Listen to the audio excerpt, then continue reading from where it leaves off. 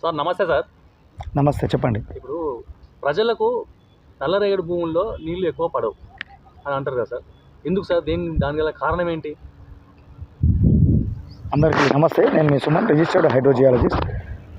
భూగర్భ జలాలు అనేవి ఎలాంటి నేలలోనైనా ఉంటాయి.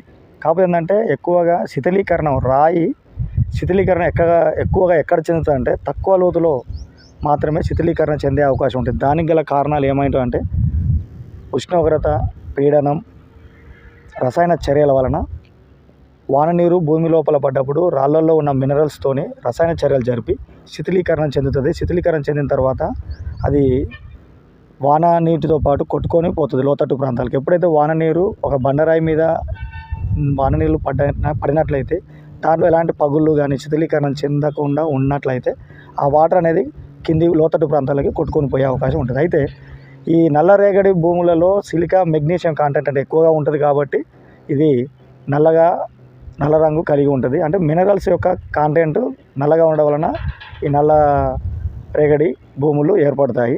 అయితే ఎక్కువగా డక్కన్ ట్రాప్స్లలో ఈ నల్లరేగడి భూములు చూస్తాము. గుజరాత్, మహారాష్ట్ర, ఈ సంగారెడ్డి ఏరియాలో మేము ఇప్పుడు జోగిపేట మండలం